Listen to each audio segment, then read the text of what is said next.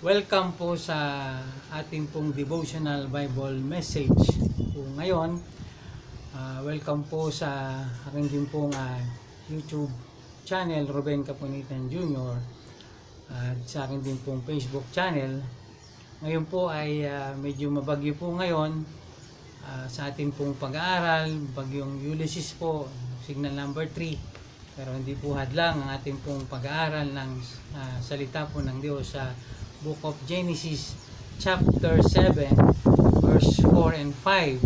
Ang sabi po ng banal na kasulatan, "For yet 7 days I will cause it to rain upon the earth, 40 days and 40 nights, and every living substance that I have made will I destroy from off the face of the earth." And Noah did according unto all that the Lord commanded him.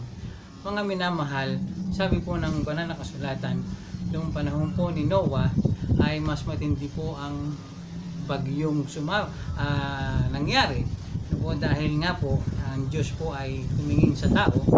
Marami pong mga gumagawa ng hindi po maganda. Nagalit po ang Diyos. Kaya kinuusap po ng Panginoon si Noah na magkakaroon po ng maraming pagulan. Baka ito po, signal number 10 po ito, mga minamahal. Saan kaya ho tayo pwedeng magtago? Ano po? Sa signal na ito, ay pati ho ang bundok ay napuno ho ng tubig. Kaya mga minamahal, ito hong bagyong dumarating sa atin, ito po ay pagsubok po sa atin ng Panginoon. Trials po ito at paalala po sa atin na tayo po ay patuloy na tumawag sa Panginoon.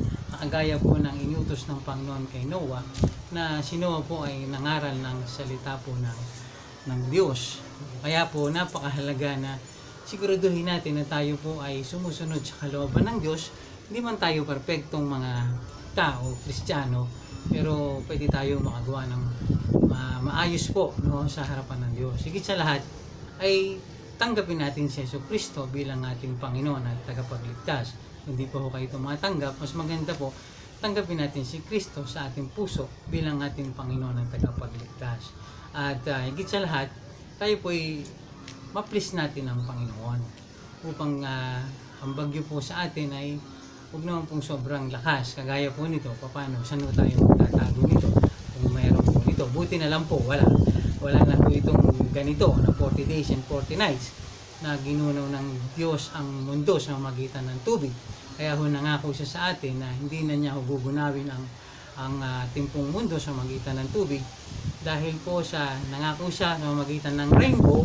Yun ho yung sign na puro local flood na lang po, wala na hong universal flood. Kaya ang kailangan po natin gawin ngayon ay tayo na lang po ay magpuri sa Diyos, humingi tayo ng awa sa Diyos, no? At mag-ingat po tayo. Kawawa nga po yung mga nakita ko ngayon ng mga tao, no po, nasa bubong na po itong sa Maynila, ano po, na sa Rizal, ay nandun ho sila sa bubong. Habagan po natin sila, panalangin natin sila na sila po ay makaligtas, ma-rescue po sila.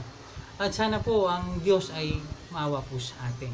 At ito po ay mangyayari kung tayo patuloy po na lalapit sa Kanya, patuloy po tayong mananalangin sa Kanya, at tayo po na mga Kristiyano, patuloy natin i-comfort po ang bawat isa, ng mga tao, anumang reliyon meron sila, ay comfort natin po sila sa magitan ng mga salita ng Diyos sa YouTube, sa Facebook, at tayo po ang isang manalangin po sa kanila.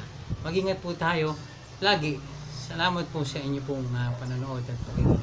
To God be the glory.